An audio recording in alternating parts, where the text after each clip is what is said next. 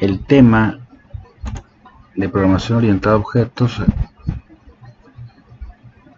llamado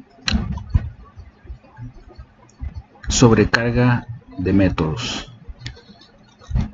Ya hemos visto pues muchos conceptos de la programación de objetos, clases, la herencia, métodos y bueno, un sinfín de cosas y varios problemas que hemos hecho. Vamos a ver en el temario marca acerca de el tema llamado sobrecarga de métodos, y este sobrecarga de métodos se utiliza o se ve cuando tenemos un método y este método es utilizado en la misma clase pero utilizando diferentes números de parámetros o bien diferentes tipos de datos en los parámetros que son enviados a ese método. Eso se le conoce como sobrecarga de métodos. En el caso de, por ejemplo, vamos a pensar que tenemos una sumatoria de dos números. Si en la sumatoria de dos números pues podemos tener dos números enteros, los argumentos serían de A y B, serían enteros los dos. Y en el caso de que tuviéramos en la misma operación de sumatoria quisiéramos tener dos elementos flotantes o dobles, tendríamos A y B, pero ahora tomándose como si fueran dobles. Entonces en ese caso es donde va a ocurrir el mismo método. El mismo método se llama igual, pero teniendo argumentos diferentes. Pueden ser inclusive dos o más o tres elementos y de diferentes tipos de datos. En el caso que les menciono, primeramente serían dos enteros y luego serían dos dobles, ¿verdad? Para poder hacer esa sobrecarga de métodos. En el caso de, vamos a ver un tema más adelante que se llama polimorfismo. Entonces en este caso tiene algo que ver con esa sobrecarga en el que se le conoce como polimorfismo estático, que más adelante lo vamos a ver y vamos a ver también cómo lo podemos aplicar en alguno de nuestros programas. En el caso ahorita vamos a ver una sintaxis en el cual tenemos nuestra clase y vemos que nuestro método al principio pues no tiene argumentos, es el método, y en el segundo caso el mismo operación método tiene el mismo nombre, exactamente el mismo nombre, pero tiene diferentes, en este caso ya tiene una variable como argumento y su tipo de dato obviamente. En el tercer caso es el mismo método pero tiene dos variables, ¿sí? Dos variables obviamente con tipo de datos. Este puede ser usado n veces y con diferentes variables inclusive también diferentes tipos de datos, ¿sí? Por ejemplo, en este caso les decía, pues cada uno de ellos va cambiando el valor, ¿sí? Por ejemplo, aquí tenemos una clase llamada, le puso ahí el autor método Rally. En el caso tiene un método llamado divs para desplegar. En este caso primero tiene un argumento de tipo carácter para mostrar ese elemento enviado, y el mismo método es utilizado pero ahora con dos argumentos, un carácter y un tipo de dato numérico, de tal manera que en su cuerpo de operación pues realiza la impresión de esas dos variables, ¿sí? Y observamos que acá en la prueba que hace el autor, vemos que manda a llamar al objeto utilizando el método primero, el que te dice solamente un argumento, y en el segundo caso el mismo objeto pero utilizando el método que manda a llamar a los dos argumentos, ¿sí? Otro caso sería en el que tenemos diferentes tipos de datos con el mismo argumento.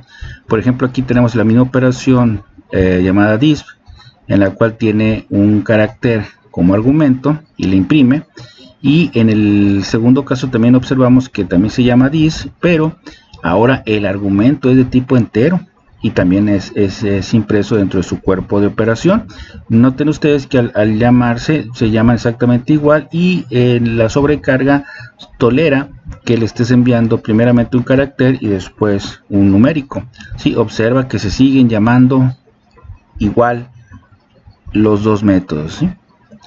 En este otro caso tenemos una clase soporte llamada suma, y en la cual tenemos el método llamado sum, que está recibiendo dos parámetros enteros, entero A y entero B, y ambos los suma, ¿verdad? En el cuerpo de su operación suma ambos elementos. En el segundo método tenemos que se llama igual, exactamente igual, se llama sum, pero recibe dos elementos flotantes, A y B, y también su cuerpo de operación también suma A y B.